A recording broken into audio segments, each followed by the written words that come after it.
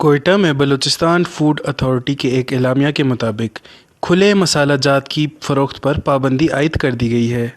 اعلامیے کے مطابق آئندہ مسالہ جات کی پیکنگ پر وزن، تاریخ اجرا اور مدت استعمال درج کرنا لازم ہوگا۔ اس نئے قانون کی آمد پر دکانداروں کا کہنا تھا کہ یار ادھر جو ہم لوگوں کا گاہک ہے، ہوٹل والے، گھروں والے، کوئی بولتا ہے آدھا کلو دو، کوئی بولتا ہے کلو دو، کوئی 5 کلو والا ہے نا، اور کوئی گاہک اس طرح آتا ہے بولتا ہے ہم کو ادھر سامنے بنا کے دے دو۔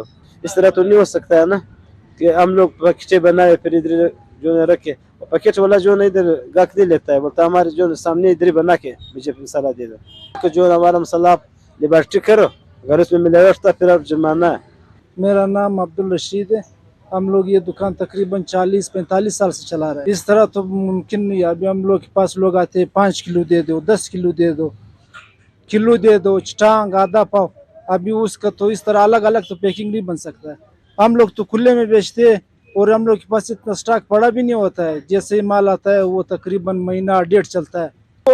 وہ تو بالکل آ کے ٹیسٹ کیا جائے، جو ملاوٹ کرتے وہ ملاوٹ چیزیں ختم کر دے، وہ جدھر بھی ہو وہ ختم کر دے، لیکن ہم لوگ کے پاس ملاوٹ والا چیز کوئی بھی نہیں ہے۔ مسالے کی پیکنگ پر مینوفیکچرر کمپنی، سپلائر کا نام اور پتہ لکھنا بھی لازم قرار دیا گیا ہے۔ اس ضمن میں قوانین کی خلاف ورزی پر ذمہ داران کے خلاف بلوچستان فوڈ اتھارٹی ایکٹ 2014 کے تحت سخت قانونی کارروائی عمل میں لائی جائے گی۔ Director general Balochistan food authority کے مطابق کھانوں میں کھلے مسالوں کا استعمال متعدد بیماریوں کا سبب ہے، کیونکہ کھلے مسالوں میں مضر صحت اجزاء کی بآسانی ملاوٹ کی جا سکتی ہے۔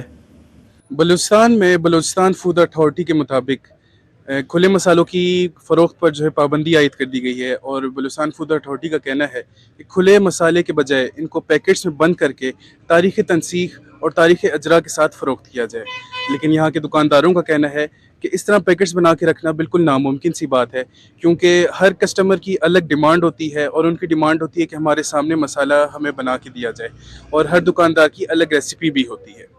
تو دکانداروں کا کہنا ہے کہ اگر ملاوٹ میں شک ہے تو آ کے ہماری مسالوں کو جو ہے لیبارٹری ٹیسٹ کیا جائے، نہ کہ جو ہے پیکٹس میں بنانے کا جو ہے یہ سلسلہ شروع کیا جائے۔ رپورٹر محمد بلال کے ساتھ وش نیوز، کوئٹہ۔